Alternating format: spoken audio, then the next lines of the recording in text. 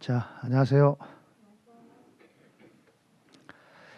자, 오래간만에 뵙겠습니다. 우리 저 코로나가 우리 일상을 다 덮었어, 그죠? 그래서 많은 변화가 있는데 그런 와중에서도 여러분들이 우리 주택관리사 도전하는 거에 대해서 찬사를 보냅니다. 우리 내년 시험은 올해 시험보다는 좀 더 쉬울 거라고 생각을 하지만 그래도 우리가 철저하게 준비를 해야 되겠습니다. 저는 여러분들이랑 같이 회계 공부를 하게 될 윤재옥이라고 합니다. 윤재옥.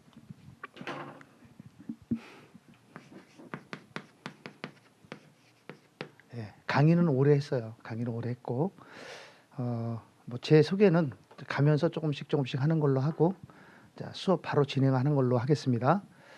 자, 우리 교재 다 가지고 계시죠?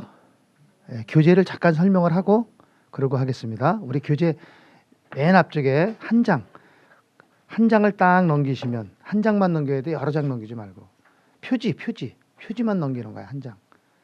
표지를 넘기면 그게 1년 합격 플래너라고 나오죠. 그죠? 이제 그거를 한번 쭉 보시면 되겠고요. 자, 한 장만 또 넘겨 보세요. 그러면 그게 이제 20주 2회독 합격 플래너라고 나옵니까? 이제 단원별로 해서 쭉 나와 있죠. 요거 이제 여러분들이 공부하면서 일주일에 공부 분량을 그 옆에다 몇 번 했는지 이게 회독수를 쓰고 성취도를 또 쓰는 겁니다. 이런 거는 여러분들이 뭐 시간이 많으면 좀 활용을 하면 좋은데 대부분 보면 활용을 잘 못하시더라고요. 그래서 가급적이면 한번 보고 뭐 작심삼일이라도 한번 해보면 어떨까 하는 생각이 들어요. 우리 교재만 이런 게 있어요. 교재를 굉장히 구성을 참 잘 해놨습니다. 여러분들 공부하는데 도움이 되게끔. 자, 그리고 이제 그 옆에 보면 채터에 보면 뭐가 있냐면 별 표시되어 있는 게 있어. 별 표시. 그죠? 별 표시. 금융자산, 완, 재고자산, 유형자산 뭐 쭉 내려가면 수익비용, 재무제표 이렇게 별 표시되어 있죠? 이런 부분이 중요하다는 거예요. 여기서 시험 문제가 대략 많이 출제가 된다라고 하는 거 별 표시 미리미리 정리를 해놓은 겁니다. 그래서 공부할 때 참고하시고 공부하시면 좋겠고요. 자, 한 장 더 넘어갑니다. 자, 그럼 이제 그것도 똑같이 이제 12주. 우리가 기본 과정은 20주로 하고 심화 과정에 가서는 12주로 해서 이렇게 한번 더 반복해서 한번 보시라는 거고요. 자, 한 장 한 장 넘어가 보세요. 한 장 한 장 넘어가다 보면 뭐 시간이 나면 좀 다 한번 읽어보시면 좋겠고, 넘어가다 보면 차례가 나옵니다. 차례 나올 때까지 하나하나 넘겨보세요. 차례 나오죠? 차례가 이제 파트 1 그래갖고 재무회계 편으로 돼 있고, 그리고 한 장 더 넘어가면 2장 넘어가면 파트 2 그래서 학원 원가 관리회계로 나와 있어요. 이게 단원별로 해서 차례가 나온 겁니다. 요 차례랑 앞과 그 별 표시되어 있는 거 있죠? 그거는 거의 비슷하게 편제를 해놨으니까 보기가 편할 거고요. 자, 한 장만 더 넘어갑니다. 한 장 더 넘어가면 그게 뭐 나오냐면 최근 5개년 기출 분석이라고 나옵니다. 요거는 좀 중요할 것 같아요. 우리가 이제 적을 알아야 그 적을 이길 수 있다고 하잖아요. 그죠? 우리 시험 문제 출제가 어디서 얼마만큼 출제가 되는지를 5개년 동안 그동안 기출됐던 문제를 이제 분석을 해놓은 겁니다. 그래서 23회를 잠깐 보면 23회에서 숫자가 제일 높은 게 4자일 거예요. 아마 4. 이게 4문제 나왔다는 거거든요. 그러면 이번에 보면 회계 기술적 구조에서 4문제. 그 다음에 금융자산에서 4문제. 뭐 재고자산에서 4문제. 그러면 그런 것들이 굉장히 중요한 단원이 되겠죠. 그죠? 그래서 자산 파트만 해서요. 보통 시험 문제가 13문제에서 15문제가 나와요. 자산에서만. 40문제 중에 그렇게 많이 나온다는 거죠. 그만큼 중요합니다. 자, 유형자산을 잠깐 볼 것 같으면 유형자산은 23회 때 4문제가 나왔지만 그동안의 출제는 5문제에서 6문제까지 꾸준하게 출제가 되어 왔다는 거예요. 그래서 유형자산이 가장 중요한 단원이고 시험 문제 출제도 가장 많이 되는 그런 단원이다. 중요한 단원이다 이렇게 생각하고 공부를 하시면 도움이 되겠죠. 자, 한 장 뒤로 넘어가서 이제 어디를 보냐면 저희 교재 24쪽을 봅니다. 자, 24쪽에 보면 회계 이론적 구조라고 나오죠. 자, 여기서부터가 이제 우리 공부를 하는 겁니다. 자, 그러면 자, 회계에 대한 내용을 좀 정리를 해야 되는데 여기 지금 공부를 처음 하시는 분들이 계시니까 아예 그냥 가장 기본적인 것부터 우리 한글 배우면 기역 니은부터 배우잖아요.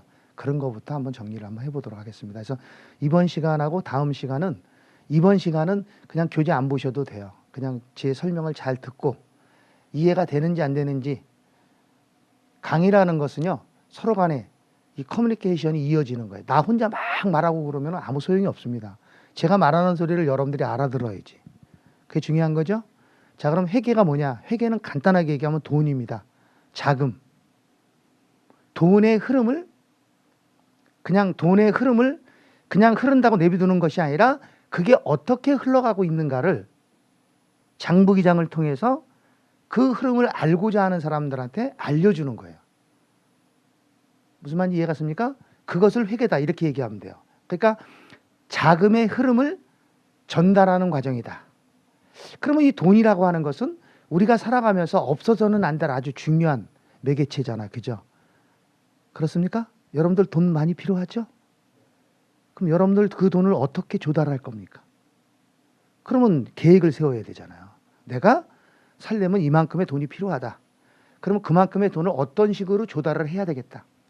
그리고 조달된 돈을 또 어떻게 사용해야 되겠다. 라는 계획서가 있어야 된다는 거죠. 그런 것처럼 우리가 살아가면서 조직이라는 게 있습니다. 모임.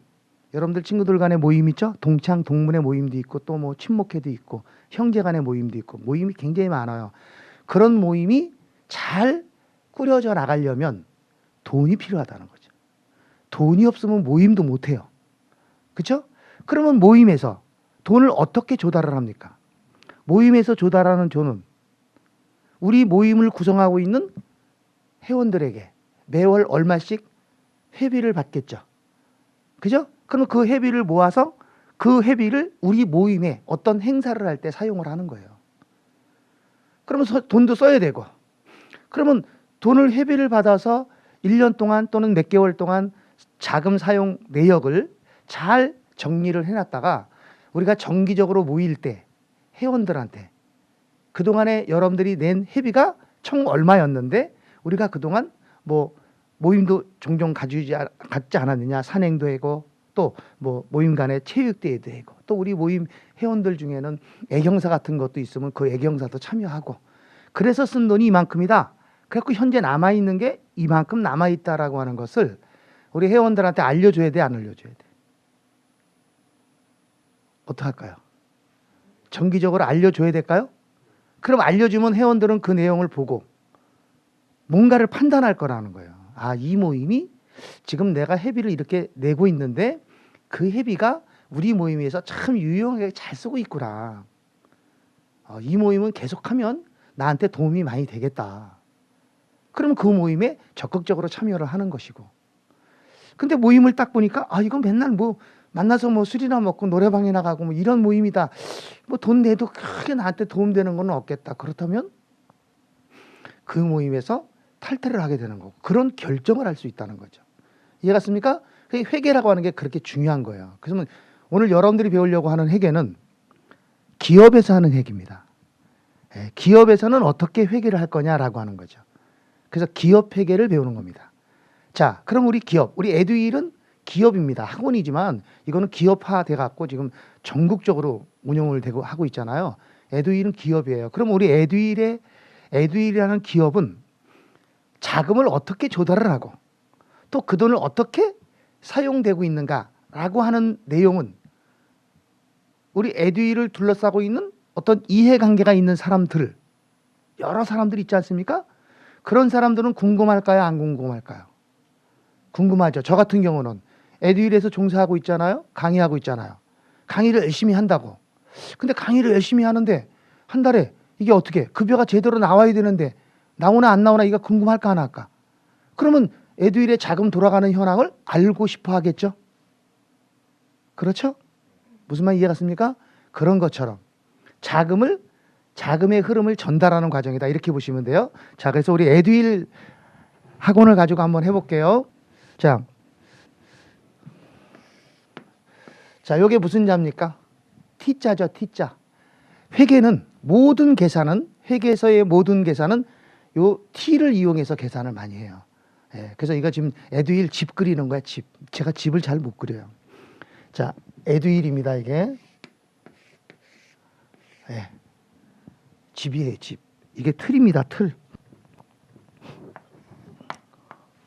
틀이 중요하죠, 틀. 예. 자, 요게 주식회사 에듀윌이라고 했을 때,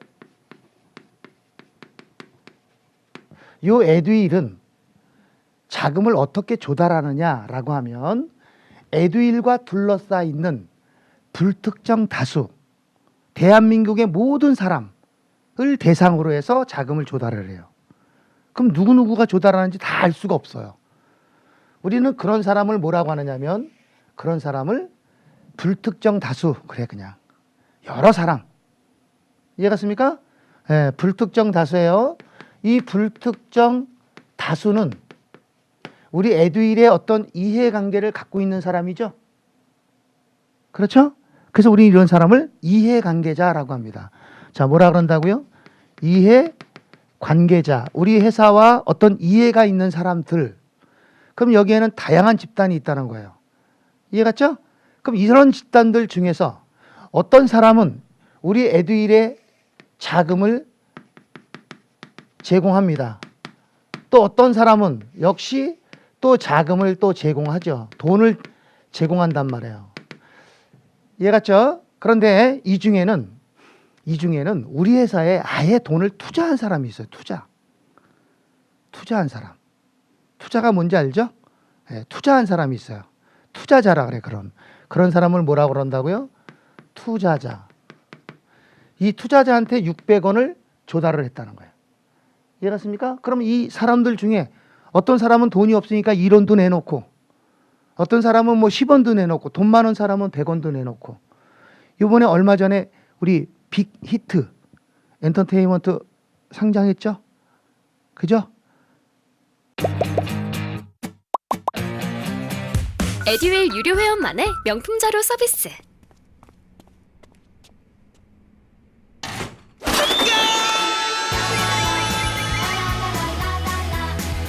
고퀄리티 명품 자료의 혜택. 오직 에듀윌 유료 회원에게만. 에듀윌.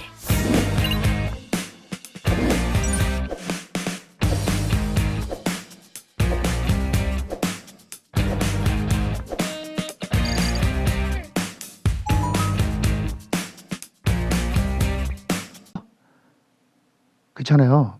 근데 제일 돈을 많이 투자한 사람이 46억인가를 따르더라고. 막 그러면 대한민국 사람 전체가 다 모르는 거야. 적게 낸 사람은 1억 원 이상, 1억 원 밑으로 낸 사람은 없대요. 그래갖고 모인 돈이 얼마가 모였냐? 상장하는데 58조가 모였다는 거야. 엄청난 돈이 모인 거죠. 그러니까 이 사람들의 파급력은 굉장히 큰 거예요. 이 사람들이 돈을 대준 겁니다. 얼마 모았어? 600원.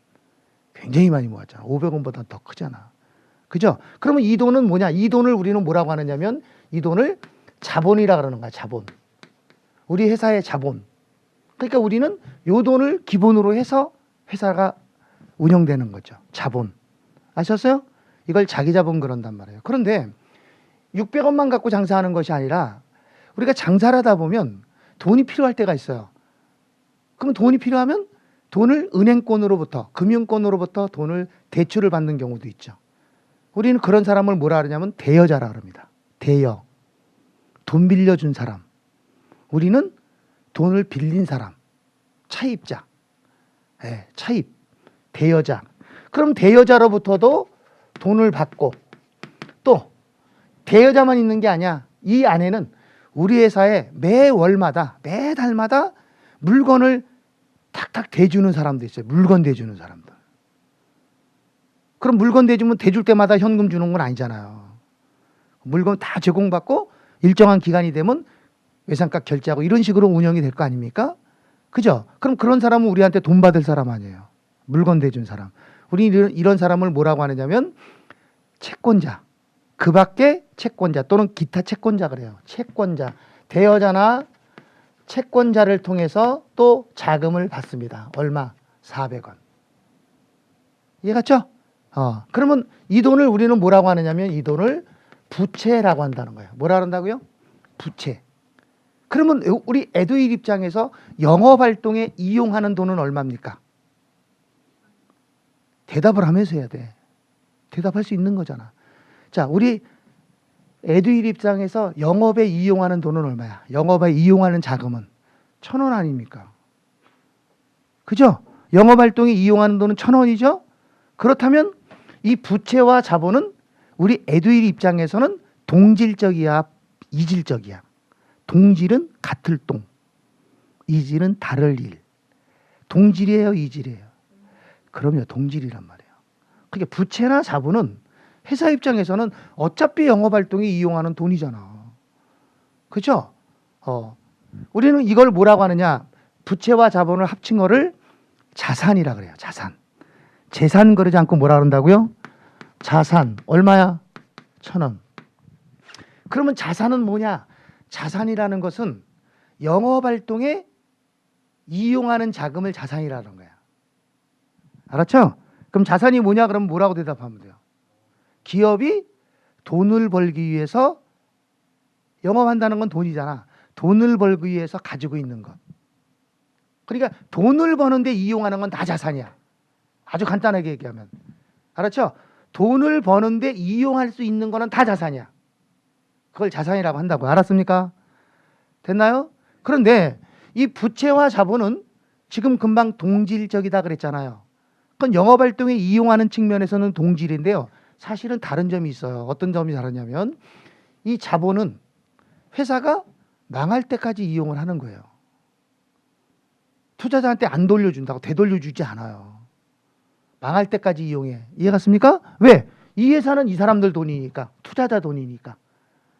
투자자들이 돈을 모아서 회사가 운영되는 거니까 그냥 망할 때까지 이용하는 거야. 상환 의무가 있다 없다?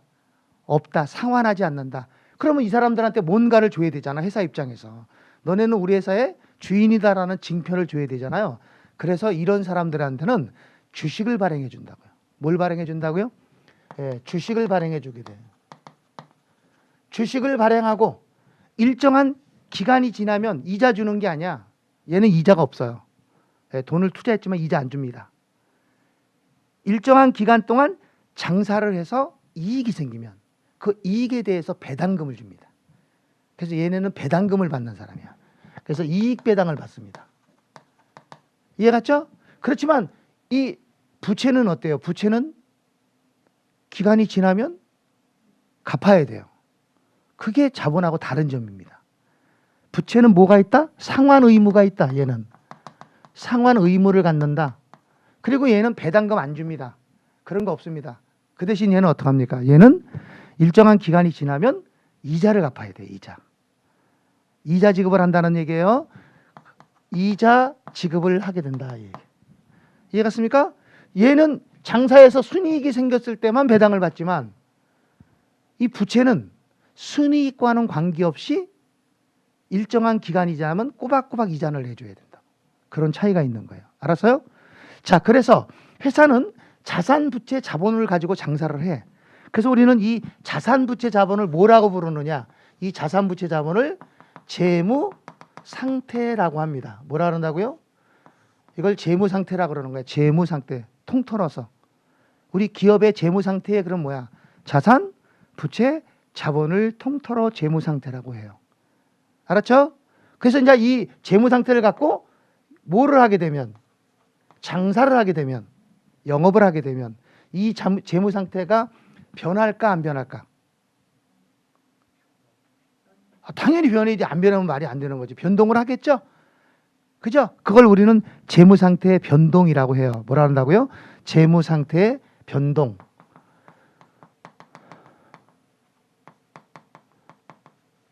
재무 상태가 이렇게 변한다는 거예요. 그러면 일정 기간 동안 장사를 해서 재무 상태가 나오고 재무 상태가 변동하면 이러한 내용을 이 사람들한테 알려줘야 돼요? 안 알려줘야 돼? 알려줘야 된단 말이죠. 이해갔습니까? 그래서 알려주는 건 뭐하고 뭘 알려주는 거야? 얘하고 얘를 알려주는 거야. 이거 두 개를. 요거 두 개를 알려주는 거야. 재무 상태와 재무 상태의 변동을 얘네들한테 알려주는 거야. 야, 너네가 지금 낸 돈을 갖고 내가 지금 장사했는데 오늘 현재 100원 남았어.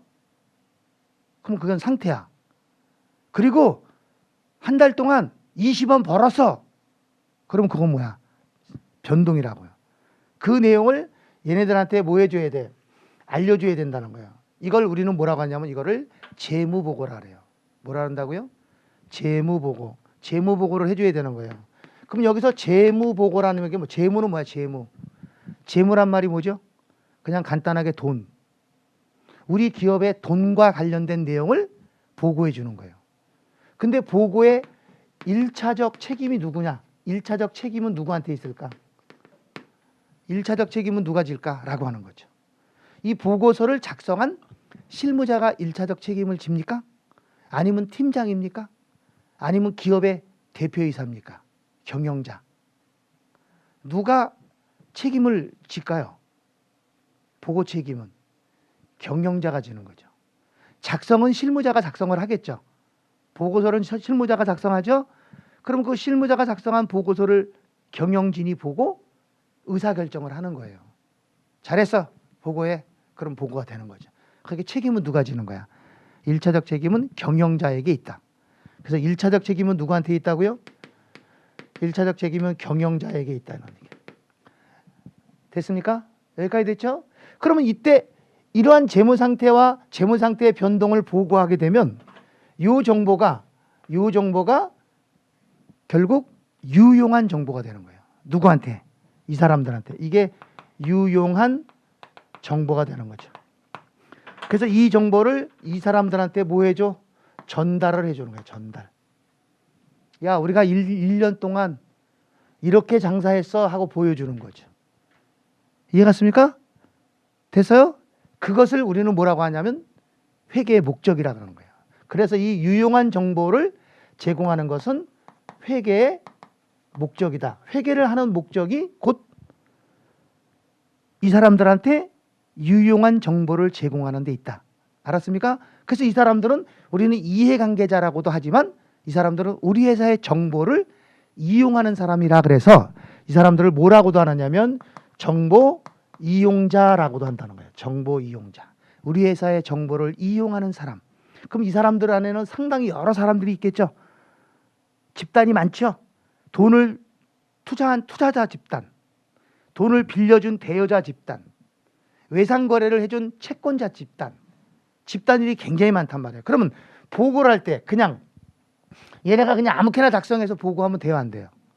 안 된다는 거야. 투자자한테 보고되는 수단과 또 채권자한테 보고되는 수단이 같아야 돼요, 틀려야 돼요? 같아야 돼. 일정해야 된다는 거죠. 그래서 보고하는 수단은 이 보고 수단은 재무제표라는 수단을 가지고 보고를 합니다. 뭘 작성한다고요? 재무제표를 갖고 하는 거야. 이 재무제표가 표준화된 양식이야. 그럼 재무제표는 뭐냐? 재무제표.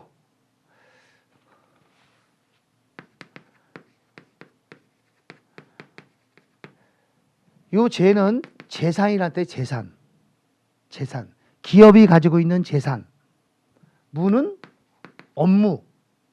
그러니까 그 돈 가지고 그 재산 가지고 어떻게 일을 했는가 이런 거야. 일한 성과에 관련된 요제가 모든 제자예요. 모든 여러 가지 표. 그러니까 재무제표는 하나가 아니라 여러 가지 표라는 거예요. 여러 가지 보고서라는 거죠. 이해갔습니까? 그런 뜻입니다. 그러면 이 재무제표는 하나가 아니라 여러 개라는 거예요. 많아요, 재무제표가. 자, 첫째, 우리 기업의 자산, 부채, 자본과 관련된 재무제표. 자산, 부채, 자본을 나타내는 표. 이거를 재무상태표. 자, 뭐라 한다고요? 재무상태표라고 하고요. 자산, 부채, 자본이야. 그 다음 두 번째는 일정 기간 영업을 했으면 성과가 있을 거야. 성과를 내야 될 거 아니야. 벌었는지 썼는지 알아야 되죠. 성과를 나타내야 돼. 그게 포괄손익계산서야. 뭐라고요? 포괄손익계산서. 성과. 저는 정보가 곧 합격이라고 생각해요. 기출문제 특강이나 모의고사 자료집을 주시는 것도 좋았고 그 중에서 제일 좋았던 건 교수님의 쪽집게 정보였어요. 약간 합격을 위한 종합 패키지 선물을 받는 그런 느낌? 애들 유료 회원 꼭 추천합니다. 이거는 재산, 상태. 이거는 경영 성과. 우리 이번에 얼마 벌었어? 얼마 손해났어? 이거 알려줘야 된다는 거예요. 그 다음 세 번째, 우리 기업의 현금 흐름이 어떻게 현금이 유입됐고 현금이 어떻게 유출돼 나가는지, 현금이 들어오는 과정, 현금이 나가는 과정을 알려줘야 된다는 거죠. 그게 유동성이에요. 그래서 현금 흐름표에 관한 정보, 현금 흐름표. 자, 네 번째는 자본 변동. 요 자본이 이 안에 투자자들이 낸 거잖아요. 그럼 투자자들은 내 돈이 지금 얼마나 돼 있는데 이거 중요하겠죠. 지금 내 돈이 늘어났어, 줄어들었어, 이게 중요하거든요. 그래서 자본의 변동에 관한 정보를 줘야 돼요. 자본 변동표에 관한 정보를 줘야 된다. 그런데 여기 보세요. 이 자본 변동에는요, 보세요. 자, 우리가 예를 들어서 투자자한테 100원을 투자받아서 장사를 했어요. 그런데 장사가 끝난 뒤에 보니까 150원이 됐어요. 이해갔습니까? 그럼 지금 자본이 변동했죠? 얼마가? 50원의 변동이 일어났잖아요. 그죠? 그럼 이 50원을 다 벌은 거냐? 아니라는 거야. 이게 영업활동을 통해서 벌은 거는 재무성과에 관련이 있는 거지만 이 중에는 영업활동을 통해서 벌은 것이 40원이다 이 소리야. 그럼 이건 당기순이익이에요. 이게 이번 연도에 벌은 돈이에요. 그럼 10원은 뭐냐? 10원은 영업활동과는 전혀 관계없이 회사가 자금이 부족하니까 주주들한테 주식을 발행해서 자금을 더 조달하는 거지. 이해갔습니까? 주식을 발행해서 자금을 추가로 조달하게 되면 자본이 늘어. 근데 이거는 영업활동과 관련이 있는 거야, 없는 거야? 전혀 관련이 없는 거지. 이건 영업활동 성과라고 볼 수 없잖아요. 그렇죠? 그래서 자본의 변동은 영업활동 결과로 재무성과의 결과로 증가되는 것도 있지만 재무성과와는 전혀 관계없이 자본이 증가할 수도 있다. 그렇습니까? 맞습니까? 그러니까 여기서 중요한 건 뭐냐면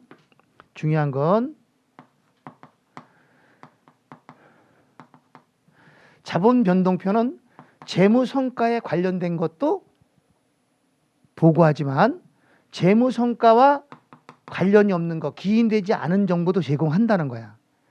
그러니까 우리 지난번 시험에 이렇게 나온 적이 있어요. 재무성과에 기인하지 않은 정보는 포함하지 않는다. 제공하지 않는다. 틀린 거죠. 알았죠? 그러니까 얘네들한테 보여주는 것은 꼭 재무성과에 관한 것만 보여주는 건 아니야. 재무성과와 관련이 없더라도 자본이 변동하면 보여줘야 된다는 거지. 이해갔습니까? 자, 그 다음 마지막 다섯 번째가 주석이에요. 주석. 자, 그럼 주석은 뭐냐? 주석이라고 하는 것은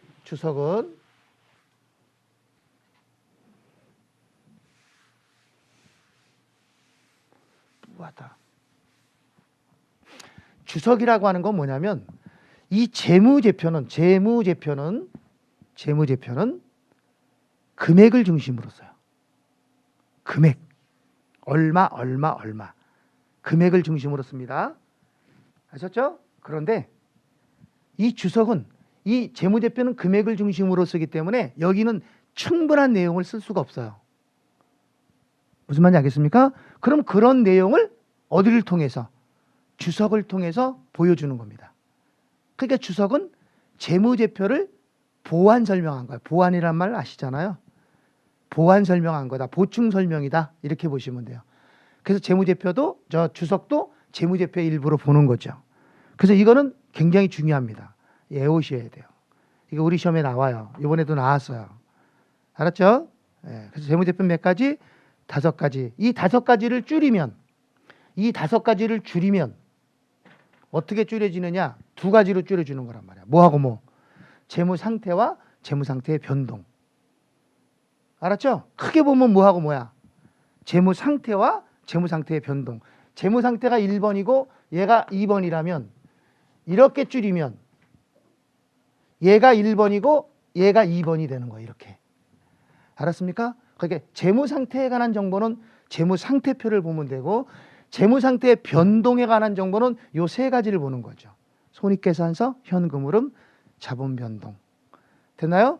이러한 정보를 만들어서 얘네들한테 전달을 하게 되면 얘네들은 이 정보를 보고 본인의 의사결정을 하는 거라는 얘기예요. 알았죠? 그래서 이게 회계의 목적이에요. 회계를 하는 목적은 뭐냐? 그러면 뭐라 그래야 돼? 회계의 목적은 유용한 정보를 제공하는 데 있다. 알았죠? 누구한테? 정보 이용자에게. 정보 이용자한테 유용한 정보를 제공하는 것이 회계의 목적이다. 그럼 여기서 유용한 정보는 어떤 정보가 유용한 정보입니까? 이제 알아야 돼요. 유용한 정보가 되려면 어떤 정보를 제공해 줘야 돼? 자, 어떤 정보를 제공할까요? 그렇죠. 재무제표에 관한 정보를 줘야 되는 거예요. 알았죠? 이 재무제표에 관한 정보를 얘네들한테 줘야 그 정보가 유용한 정보야. 무슨 말인지 알겠죠? 됐습니까? 그럼 재무제표는 얘네들이 만들어서 경영자의 책임하에 보고하면 되는 거죠. 됐죠? 그것이 회계의 목적이고. 됐습니까? 자, 그러면 여기서 정보 이용자. 우리 정보 이용자입니다. 정보 이용자. 이 정보 이용자는 누가 있냐 이거죠. 정보 이용자라고 하는 것은 우리 기업회계 기준에서는 첫째, 기준상. 우리 기업회계 기준. 우리 기업회계 기준은 뭐예요? 한국 채택 국제회계 기준이라고 하죠. 그죠? 그래서 그게 약어로 하게 되면 K, IFRS 이렇게 얘기한다고. 그러니까 우리가 사용하고 있는 회계 기준은 국제회계 기준이야. 어디서 만든 거야? EU에서 만든 거야. 유럽에서. 과거에는 미국 거를 썼어요. 근데 미국과 유럽이 경제 전쟁을 벌였죠. 회계 기준을 가지고. 근데 이제 미국이 KO를 맞은 거죠. 유럽연합이 거대해지니까. 그래서 회계 기준을 대부분의 국가가 미국 거를 쓰다가 이제는 다 돌렸어요. 2010년부터. 그 전서부터 유럽 걸 많이 썼지만 우리는 2010년부터 그거를 적용하기로 했어요. 그래갖고 유럽에서 만들어낸 국제회계 기준을 우리 한국에 맞게끔 개정을 해서 수정을 해서 사용하고 있어요. 그래서 그거를 KIFRS라고 하는 겁니다. 그래서 여러분들이 지금 배우는 기업회계 기준은 KIFRS, 국제회계 기준을 배우고 있는 거예요. 아셨죠?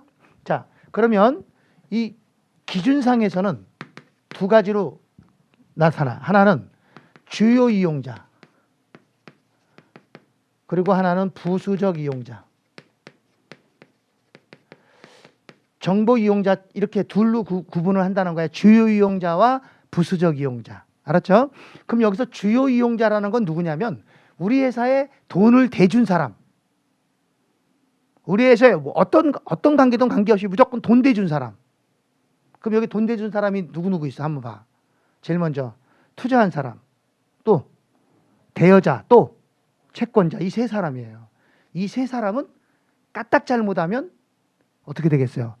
재산상의 손해를 보는 사람들이에요. 우리 회사가 잘못되면 돈을 뜯길 사람들이라고. 그러니까 이 사람들은 우리 회사의 재무 정보를 어떻게 그때그때 계속 이용을 하는 거지. 알았습니까? 그래서 주요 이용자는 이 세 사람입니다. 자, 그래서 쓰겠습니다. 누구라고요? 투자자. 투자자, 현재 및 잠재적 투자자 그러는데 현재 투자하고 있는 사람이고 잠재적 투자자는 지금 투자는 안 하지만 앞으로 투자하려고 계획하고 있는 사람. 무슨 말인지 알겠죠? 그런 사람이 주로 이용자예요. 그 다음에 대여자. 그 다음에 그 밖에 채권자. 기타 채권자 그래요. 채권자. 이 세 사람이 주요 이용자다. 그럼 부수적 이용자는 뭐냐? 이 사람은 돈 대준 사람들 아니야. 우리 회사에 돈은 대주지 않았지만 우리 회사의 재무정보를 이용하는 사람들이에요. 돈 대준 사람들은 아닙니다. 대표적인 게 누구냐면 경영자예요. 경영진, 경영자. 그러면 왜 경영자는 부수적 이용자냐? 보면 우리 주식회사는 출자와 경영이 분리돼 있죠. 그죠? 돈 내는 사람은 돈 내고 그 돈을 가지고 경영하는 사람은 경영만 하고, 그러니까 경영자는 누구? 투자자들의 돈을 위탁받아서 경영을 하는 거예요. 그래서 경영자는 수탁 책임이 있는 거예요. 무슨 책임이요? 수탁 책임이 있다는 거지. 남의 돈을 위탁받아서 회사를 운영하니까 우리는 그런 사람을 뭐라 하냐면 전문 경영인, CEO라 그럽니다. 그래서 CEO도 회사에서 월급 받고 다니는 사람 종업원하고 똑같은 거예요. 다만 경영진은 그 회사의 최종적인 의사 결정을 할 수 있는 사람을 말합니다. 그 사람은 부수적 이용자예요. 왜? 이 사람은 돈 대준 사람 아니잖아. 그죠? 근데 경영자 중에는 또 돈 된 사람도 있죠. 일반적으로 보면. 그럼 그 사람은 이것도 되고 이것도 되는 거예요. 투자자도 되니까. 그러겠죠? 예, 그러니까 그 사람 빠고, 그러니까 전문적으로 경영만 하는 사람들이 있단 말이야. 전문적으로 경영만 하는 사람들. 그런 사람들은 부수적 이용자다. 이 얘기예요. 그 다음 정부. 누구라고요? 정부. 정부는 우리 회사와 어떤 이해관계가 있을까? 이 사람들은 왜 우리 회사의 재무정보를 이용할까? 세금을 걷어야 되니까. 이해관계 있겠죠? 예, 그 다음에 이제 금융당국. 금융당국도 돈 빌려주고 하려면 재무정보를 알아야 빌려줄 거 아니야. 그렇죠? 예, 그 다음에 일반 대중, 일반 소비자, 일반 대중 등 이런 사람들은 부수적 이용자다. 그럼 여러분들은 우리 회사와 어떤 이해관계가 있어요, 없어요? 에듀윌하고. 자, 여러분들은 에듀윌과 이해관계 있어요, 없어요? 있죠? 그럼 여러분들도 우리 에듀윌의 정보를 이용할 수 있는 거죠? 그럼 여러분들은 주요 이용자입니까? 부수적 이용자입니까?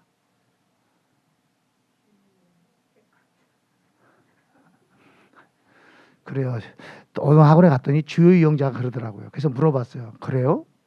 그러면 에듀윌에 돈 대줬어요? 그러니까 네, 냈는데요. 뭐 냈는데요? 그러니까 수강료 냈잖아요. 그거는 수강료 낸 거는 우리 에듀윌에서 판매하는 동영상 교육 콘텐츠를 대가를 지급하고 획득한 당사자예요, 여러분들은.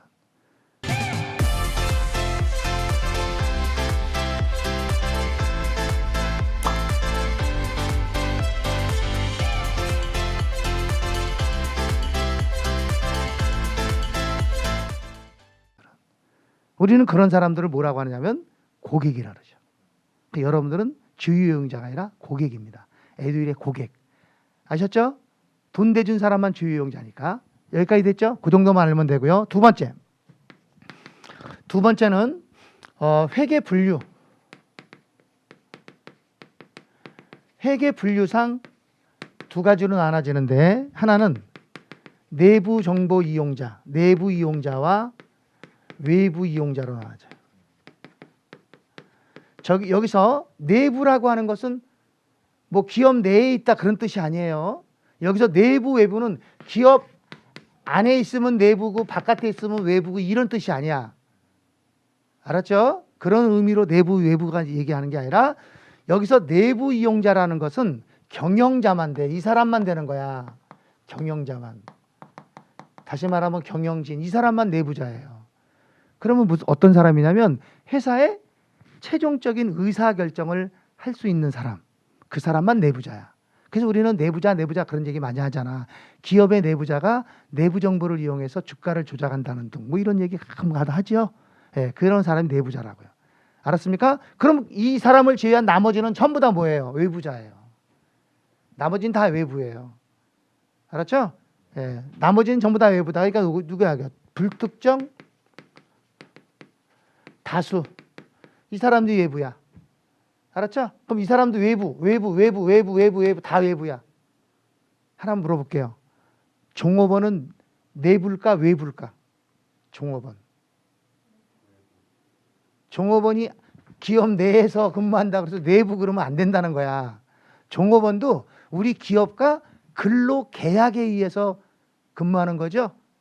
계약을 해서 하는 거예요. 그래서 종업원은 자기의 노동력을 우리 회사에 제공하고 그에 대한 대가를 받아가는 거예요.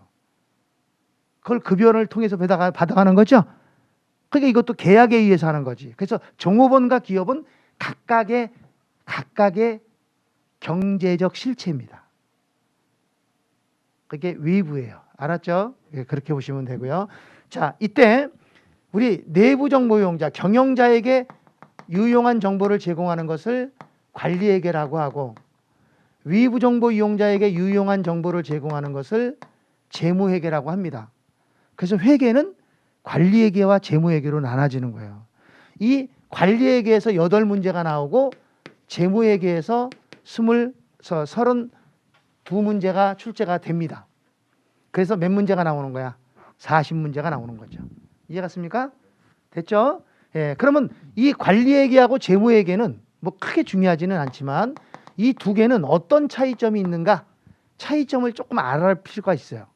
재무회계와 관리회계에 대한 차이점을 알 필요가 있습니다. 그래서 우리 교재를 잠깐만 좀 보겠습니다. 교재 몇 쪽을 보시냐면 32쪽. 32쪽에 보면 박스 나오죠? 32쪽에 자, 재무회계, 관리회계라고 나오나요? 자, 거기 보면 구분해서 보면 목적 있죠? 그 목적에다가 별표시. 제가 별표시 하라는 것만 하는 거 다른 거 하면 안 됩니다. 자, 목적은 뭐냐? 재무회계의 목적은 유용한 외부 정보 이용자에게 유용한 정보를 제공하는 데 있고, 관리회계는 누구한테? 경영자에게 유용한 정보를 제공하는 거야. 목적은 둘 다 유용한 정보를 제공하는 게 목적이야. 알았습니까? 관리회계나 재무회계나 목적은 유용한 정보를 제공한다. 근데 대상이 누구냐 이거지. 재무회계의 대상은 불특정 다수한테 유용한 정보를 주는 거야. 외부 정보 이용자. 관리회계는 누구? 경영자에게 준다는 거죠. 됐습니까? 예, 그다음 그 밑에 보면 시간적 관점이라는 거 밑줄. 다른 건 그냥 읽어보시고요. 시간적 관점이라는 게 밑줄이 아니라 별표. 시간적 관점. 이 시간적 관점이라고 하는 것은 무슨 말이냐면 이런 얘기입니다. 여기 잠깐 보세요. 자, 시간적 관점은 이겁니다. 우리 회사가 1월 1일부터 12월 31일까지 장사를 했어. 1년 동안 장사를 했다고요. 그럼 여기서 쭉 장사에서 나온 내용을 장부에 기록을 딱 해. 그래서 여기 와서 뭐 하는 거야? 보고하는 거야.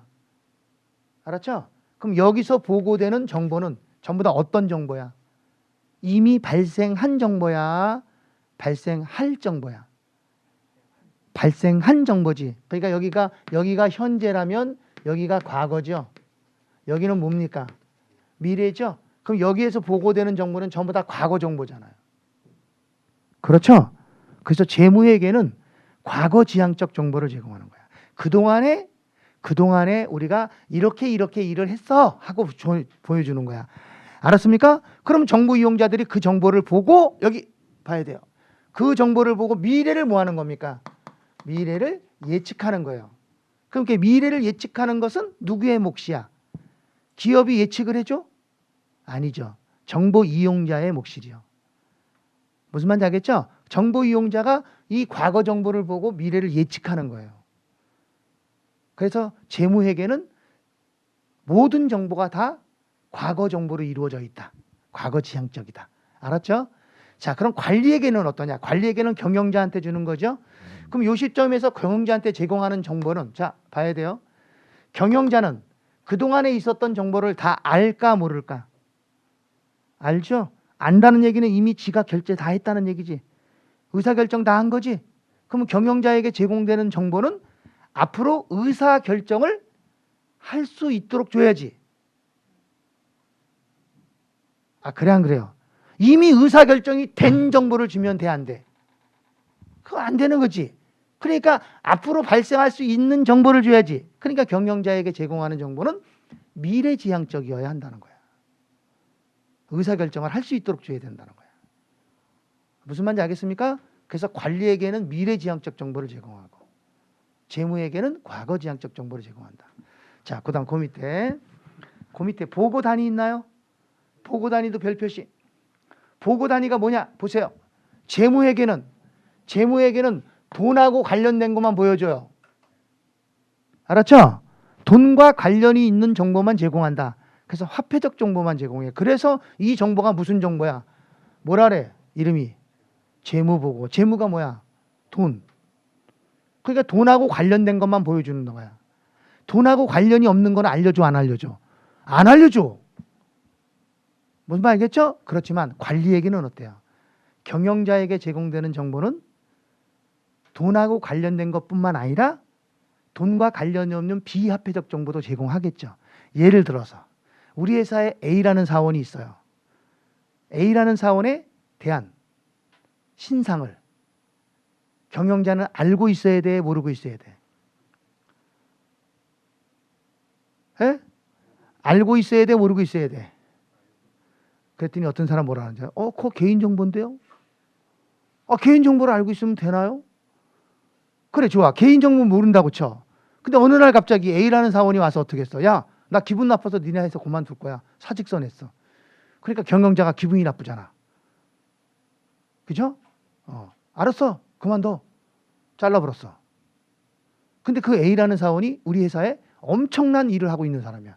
걔가 빠져나가면 그냥 휘청휘청 할 수 있을 정도의 사원이라고. 근데 그걸 모르고 잘라버렸다고. 그러면 경영자 의사결정이 도움이 될까? 안 되지. 무슨 말인지 알겠어요? 그러니까 경영자는 그런 정보도 알고 있어야 된다는 거예요. 이해 갔습니까? 자, 그렇지만 우리 회사 외부 정보 이용자들에게 A라는 사람의 신상을 알려주면 돼한대. 전화번호 알려줘, 안 알려줘? 안 알려줘야지. 알려주면 큰일 나지. 그건 개인정보라고. 무슨 말인지 알겠죠? 그래서 우리 재무회계는 화폐적 정보만을 제공해야 돼요.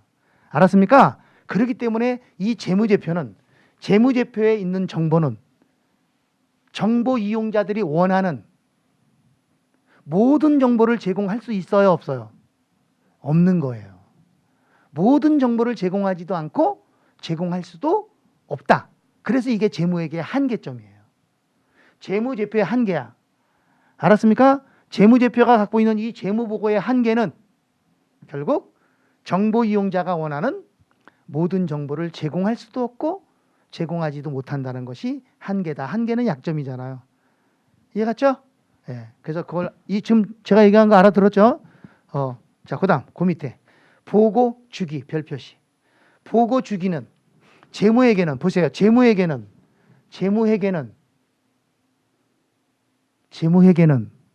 언제 보고해야 돼? 딱 정해진 날짜에 보고해야 돼. 정해진 날짜에 보고를 해야 돼. 아무 때나 보고해버리면 너도 나도 와서 자꾸만 달라 그런다고, 정보를.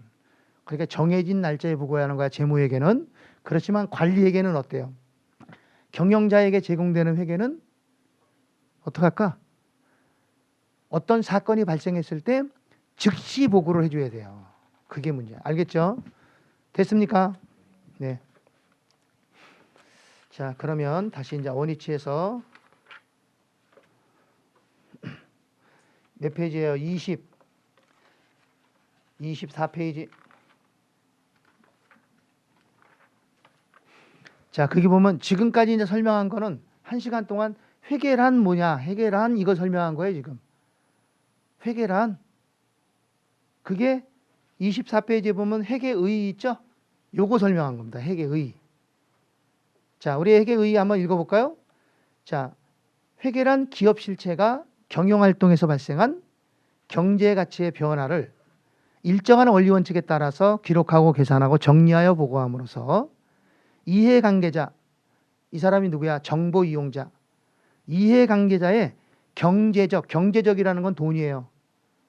돈과 관련된 의사결정에 유용한 정보를 제공하는 정보 시스템이다. 그래서 회계는 뭐예요? 정보를 제공하는, 전달하는 과정이에요. 그걸 회계다 이렇게 얘기한다는 거예요. 아셨죠? 자, 저희는 이제 잠깐 쉬었다가 다시 24페이지부터 다시 정리를 할 겁니다. 문제로. 자, 여기까지 잠깐 쉬겠습니다.